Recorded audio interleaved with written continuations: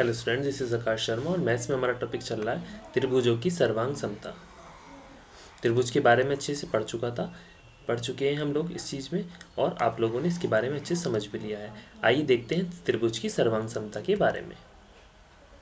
अब त्रिभुज की सर्वांग समता के लिए कुछ और कसौटियाँ पहले हम कुछ पढ़ चुके हैं, आगे आइए देखते हैं कुछ कसौटियों के बारे में और देखते हैं। इस अध्याय में पहले यह देख चुके हैं कि एक त्रिभुज के तीनों कोण के दूसरे त्रिभुज के तीनों कोण के बराबर होने पर दोनों त्रिभुजों का सर्वांग सम समान होना आवश्यक नहीं है। आप सोच सकते हैं कि संभवतः एक त्रिभुज की तीनों भुजाओं के दूसरे त्रिभुज की तीन भुजाओं के बराबर होने पर त्रिभुज सर्वांग सम हो जाए। आप यह भी पिछली कक्षा में पढ़ चुके हैं कि ऐसी स्थिति में त्रिभुज निसंदेह सर्वांग सम होते हैं। सर्वांग सम क्या होगा? दोनों एक दूसरे के बराबर भी होंगी, उनकी साइड बाई साइड एंगल भी बराबर होंगे और उनकी भुजाएं भी बराबर होंगी। ठीक है, आइए देखते हैं। अब दिया गया है प्रमेय 7.4 में, यह आपके साइड बाई साइड सर्वांग समता के नियम से। अब देखिए, यदि एक त्रिभुज की तीनों भुजाएं एक अन्य त्रिभुज की तीनों भुजाओं के बराबर हों तो त्रिभुज सर्वांग सम होते हैं। जैसे मैं एक त्रिभुज बना दूं यहाँ पर ABC, त्रिभुज ए बी और सी एक त्रिभुज के बराबर बना दिया मैंने ई डी एफ के। अब दोनों क्या हैं, आपको बराबर दिखाई दे रहे होंगे और तीनों भुजाएं क्या हो गई, आपकी बराबर हो गई। एक अन्य त्रिभुज की तीनों भुजाओं के बराबर हो, ये भी 5, ये 6, ये 7। इसी प्रकार 5, 6 और 7 ये भी आपका बराबर हो गया, तो क्या हो गई, बराबर हो गई। तो ये सर्वांग सम क्या हो जाएंगे आपके, सर्वांग सम।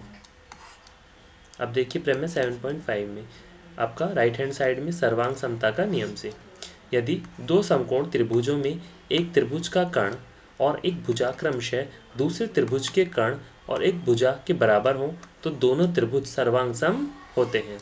अब ध्यान दीजिए कि राइट हैंड साइड समकोण, राइट एंगल क्या होगा, राइट एंगल्स कर्ण हाइपोथेसिस और भुजा साइड को दर्शाता है। समकोण क्या बताता है, राइट एंगल। राइट एंगल क्या हो गया आपका, किस प्रकार, देखिए राइट एंगल आपका ये हो गया। उसी प्रकार आपका कर्ण हाइपोटेन्सस ये हो गए और भुजा क्या हो गई, आपकी साइड्स हो गई। कोई भी भुजा, कोई भी एंगल आपका बराबर हो सकता है। अब देखिए नेक्स्ट, अब आपको एक उदाहरण नंबर 7 दिया गया है। ए बी एक रेखाखंड है तथा बिंदु P और Q इस रेखाखंड AB के विपरीत और इस प्रकार स्थित हैं कि इनमें से प्रत्येक A और B से समदूरस्थ है। दर्शाइए कि रेखा PQ और रेखाखंड AB का समद्विभाजक है। अब देख सकते हैं आपको ABC एक रेखा दी गई है और P और Q क्या है, इसकी समद्विभाजित आपकी लाइन हो गई, और ये आपका एक कोण आ गया PBA और ये आ गया AQD, ये आपका एक कोण बन गया इस प्रकार। अब देखिए आपको क्या करना है, PA बराबर है PB के। अब PA बराबर क्या है, PB के, और क्या हो गया आपका QA बराबर है QB के। तो ये क्या हो गया आपका QA, Q से लेकर A तक और Q से लेकर B तक। तो PA बराबर है PB के, इसी प्रकार QA बराबर है QB के। अब आपको दर्शाना है कि PQ AB पर लंब है PQ। AB कहाँ है आपका, यहाँ पर, और PQ क्या है, इस पर लंब है, ये आपका लंब आ गया। क्या दर्शाना है, AB पर लंब है PQ और PQ रेखाखंड AB को समद्विभाजित करती है। ये दो पार्ट्स में डिवाइड कर रही है आपको। अब देख लेंगे, मान लीजिए रेखा PQ रेखाखंड AB को C पर प्रतिच्छेद करती है। क्या आप इस आकृति में दो सर्वांगसम त्रिभुजों को देख सकते हैं कि दो, ये जो आकृति आपको दी गई कि दो त्रिभुज कैसे हैं, इसमें सर्वांगसम, दो सर्वांगसम त्रिभुज कौन कौन से हैं, आइए देखते हैं। अब देखिए त्रिभुज PAQ में PAQ आपका ये वाला त्रिभुज है, और PBQ में एक आपका ये वाला आ गया। दो आपके त्रिभुज हो गए ये वाले, देखिए। अब देख लेते हैं इसमें क्या आ रहा है। आइए त्रिभुज पी ए क्यू और त्रिभुज पी बी क्यू लेते हैं। इन त्रिभुजों में क्या देखते हैं आप, ए बी बराबर है पी बी के दिया गया है, और ए क्यू बराबर है बी क्यू के दिया है, और पी क्यू बराबर है पी क्यू के, ये क्या है आपका उभयनिष्ठ है। अब देखिए त्रिभुज पी ए क्यू बराबर है और समरूप भी है त्रिभुज पी बी क्यू के, ये दिया गया है। इसी प्रकार त्रिभुज ए पी क्यू बराबर है त्रिभुज बी पी क्यू के। इतना हमने देख लिया, ये साइड बाय साइड एंगल के नियम से हमने लिया गया है। अब देखिए ए पी क्यू त्रिभुज हमारा ए पी क्यू बराबर है त्रिभुज बी पी क्यू के।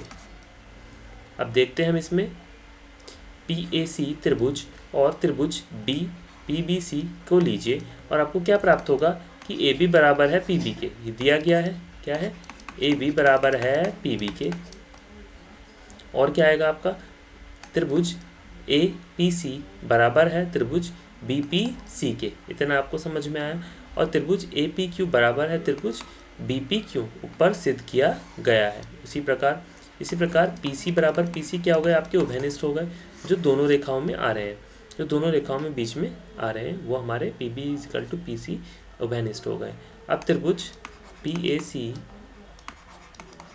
बराबर हो गया, समरूप हो गया त्रिभुज पी बी सी के। क्या हो गया, आपके सर्वांग समता का नियम के अकॉर्डिंग इनको हमने लिया है। अब देखते हैं नेक्स्ट। इसलिए अब क्या लेंगे, ए सी बराबर बी सी, क्या लेंगे, ए सी बराबर बी सी, और त्रिभुज क्या लेंगे, त्रिभुज ए सी पी बराबर है त्रिभुज बी सी पी के। अब क्या लेंगे हम, इन दोनों को जोड़ के क्या आना चाहिए आपका 180 डिग्री।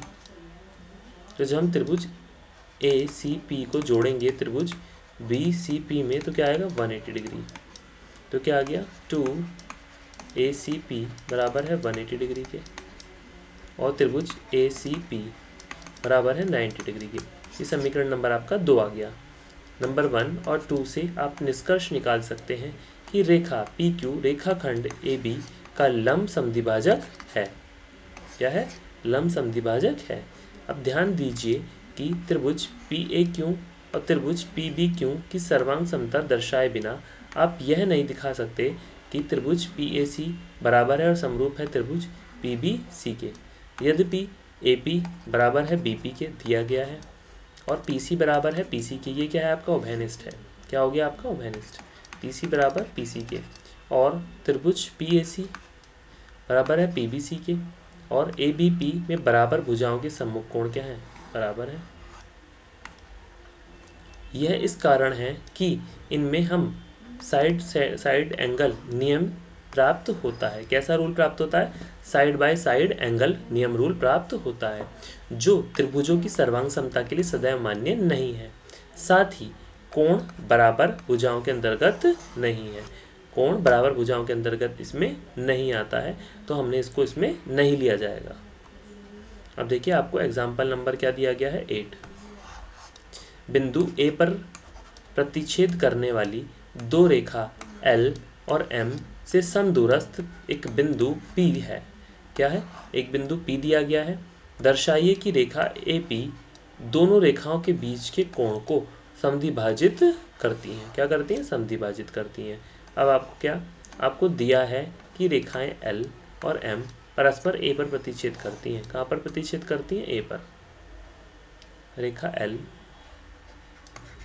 और M A पर प्रतिच्छेद करती हैं, ये दिया गया है आपको।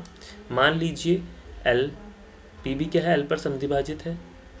देख लीजिए PB, देखिए ये इस पर क्या है, इसको लंब है इसका, और M पर क्या लंब है, ये M रेखा है आपकी। CP आपका PC या CP हम इसको ले सकते हैं, ये लंब है। तो हमारा क्या है, PB लंब है किस पर, L पर, और PC लंब है किस पर, M पर। ये दिया गया है, और PB बराबर है PC के। अब आपको दर्शाना है कि PAB बराबर है PAC के। तो PAB बराबर है PAC के। अब त्रिभुज PAB और PAC क्या है, बराबर ले लेते हैं इनको। PB बराबर क्या है, PC दिया गया है आपको इसमें, देखिए PB और PC क्या है, बराबर है, तो PB बराबर PC के। अब क्या लेंगे, त्रिभुज PBA बराबर है त्रिभुज PCA की, क्या हो गया आपका 90 डिग्री, क्या आ गया आपका 90 डिग्री, यहाँ पर ये दिए गए होते हैं। और PA बराबर P है, क्या है, उभयनिष्ठ है, तो PA इजिकल टू PA क्या है, इसका उभयनिष्ठ है, जो दोनों में समान है। अब त्रिभुज PAB इजिकल टू त्रिभुज PAC क्या होगा, राइट हैंड साइड के नियम से। अब त्रिभुज PAB बराबर है त्रिभुज PAC के। अब देख लेते हैं त्रिभुज PAB ये वाला त्रिभुज आ गया आपका, और क्या हो गया त्रिभुज PAC एक ही वाला त्रिभुज आ गया। ये दोनों क्या हो गए आपके, बराबर हो गए, देखिए यहाँ से PAB बराबर हो गया त्रिभुज PAC के। तो हम इसको देख लेते हैं पहले ढंग से, और हमने क्या किया है। तो हमारा क्या था, एक C लाइन दी गई है, एक आपको L दिया गया है, यहाँ पर आपको M रेखा दी गई है। अब देखिए हमने क्या किया था, इसको प्रतिच्छेद किया था। L और M एक रेखा दी गई है, L दिया गया है और आपको M दिया गया है। यहाँ से हमने लंब लिया था P और यहाँ को दिया था हमने यहाँ पर B, यहाँ पर दिया था ये, और हमने यहाँ से क्या लिया था, ये L। तो इसी प्रकार हमने क्या किया है, दोनों को अच्छे से किया है।